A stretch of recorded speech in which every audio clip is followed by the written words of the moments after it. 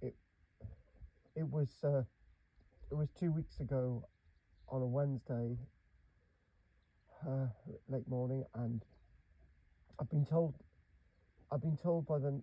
NFU, the National Farmers Union, not to talk about this, and I had a visit from the local police,